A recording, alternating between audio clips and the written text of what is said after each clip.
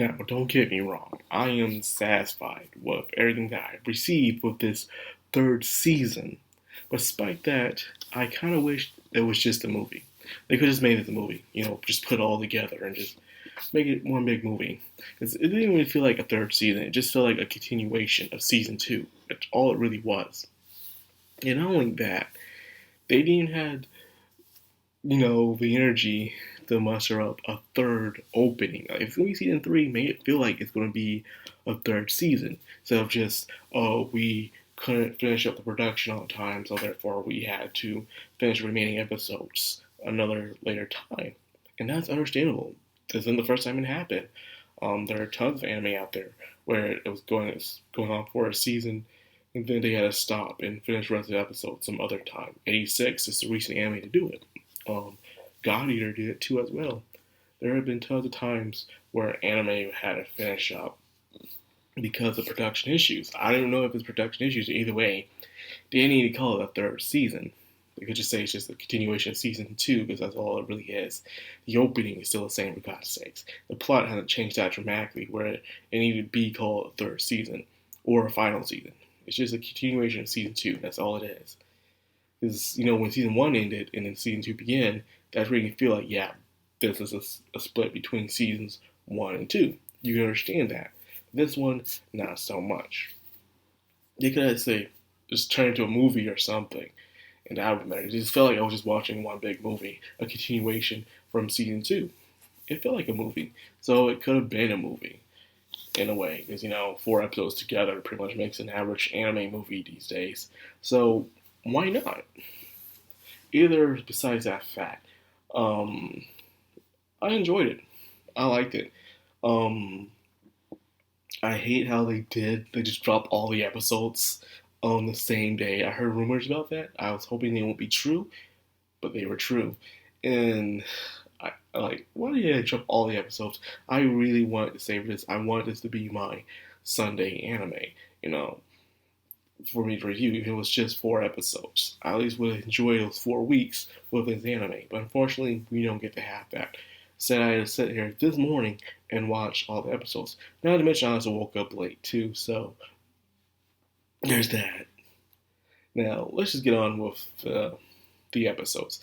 Episode 1, it pretty much told us everything we needed to know, pretty much. And I enjoyed that. The entire time people asking, we kept getting more questions than answers and stuff like that. Because the mystery itself was just one deep rabbit hole sometimes. And when you look at sometimes past history, you're confused of how certain events happen. And then you can simplify it, but there's more to it than what it seems to be on the surface. I admire Toka, Namu, and Yui. Those three little girls, probably the youngest magical girls ever so far to be seen on this series, were the smartest of all the magical girls. These three sick little girls in a hospital, and it seems like their parents had money. I mean, money, for them to be inside this hospital and do whatever they want and just have this unlimited amounts of knowledge. And first of all, I just want to say is I was wrong. Usually I'm right about the things I was wrong. I thought the reason why no one could remember Yui is because Yui all along was Iroha's past self. And something must have happened where Iroha was able to grow up and those other two couldn't grow up. That was my theory on what happened. But I was wrong. There is a little sister, and she was there, and they explained what happened to her.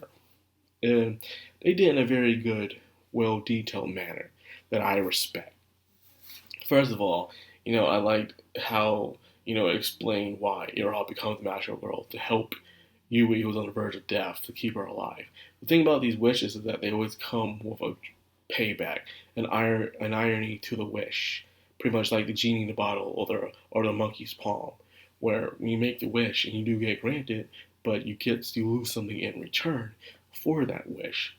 Like, yeah, we get you what you want, but in the end of the day, what you got is going to come back and haunt you later on. It sucks that to be that way, but I guess that's just life, man. There's always a price.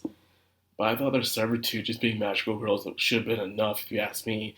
I don't know why their wishes have to be trampled on just for them to go through this. it sucks.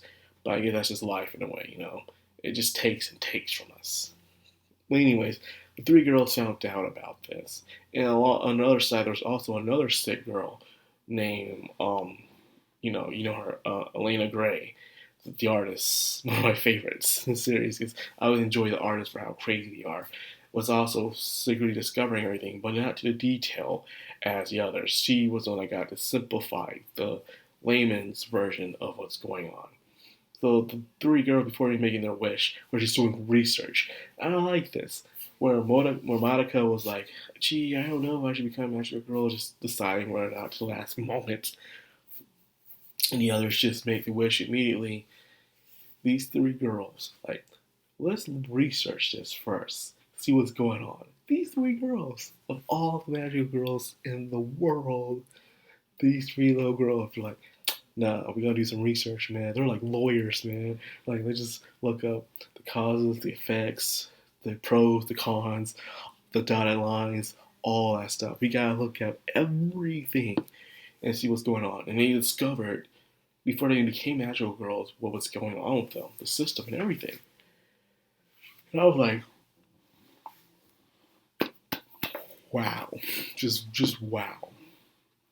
So, in the fact that they created a system for each little girl had their reason of they did something I've never seen before, something so extreme. It came very close to Monica's way of doing things, but twisted. You know, where yes, her wish was selfless, but it was for one person. Where Monica's wish was for everyone. So I guess the reason why their wish wasn't good, strong enough as Monica's wish. Monica's wish was to save everyone, but in the end, she disappears. Their wish was very complex, but I was more intrigued with their wish because of how crazy it was. You know, the girls each had their own power. Yui's was to collect. Toka's was to transform, and Namu's was to manifest in a way. However, the collecting part became too crazy to the point where she was about to become a witch. They couldn't transform the grief seeds to power fast enough to make it work. So they took her soul and put it inside the baby QB. And wow, they just put it inside the baby QB. And the witch body was just there, you know, she's still a baby witch and stuff. And it caused her to forget who Ira and Yui were, Toka, which, however, in replace, she still had ambitions. They became mad scientists in a way, which is crazy. And then, of course, there's episodes 2 and 3 where it was the resolve of Mifuyu and Momoka. Pretty much, as the Doppler system was getting to full effect, everyone was going down but the veterans. Veterans are strong enough to stand it, but they helped magical girls to relieve themselves from the Doppler system. But in return, they sacrificed themselves. They died. A lot of girls died in this series, man. I'm like, damn, they died. And the one I feel sorry for the most is Korei. Korei did not have her happy ending, man. She became a witch, and Ira had to take her out of her misery. Like, she had a knife and just stabbed her, man. And just, that was impactful, man. Like, Korei had no happy ending in this. She was, it was just messed up. It's like, gosh. And of course, with the final episode, something happened I expect to happen though, which I was right about. Elena Gray taking over the system. Her kind always does this. The artist kind, the one that fully supports a plan, but only for their own selfish needs. And when the plan seems not to be going their way, they always hijack the plan. These are my favorite kind of bad guys. The bad guys who they're not the main antagonists, but they always have a different goal away from it. The main characters, like Hazama, Yukiteru from Blaze Blue, or Shomi Yamamoto from The Whirlwinds of You, or Elena Gray from the Magical Record. They're not the main bad guy, but they have that different goal, which is just even more dangerous than the main antagonist's goal is they just want to destroy everything. They want everything to be in chaos. And that's exactly what I got from this, man. So, she took the systems like, screw your plans, screw your ambition, screw your hope, screw all that. I want all of you to suffer. Make all mankind become magical girls and see the suffering, what's going to happen. Their goal of fusing with Webcomic is what was going to make them extremely powerful. So everyone was after Webcomic.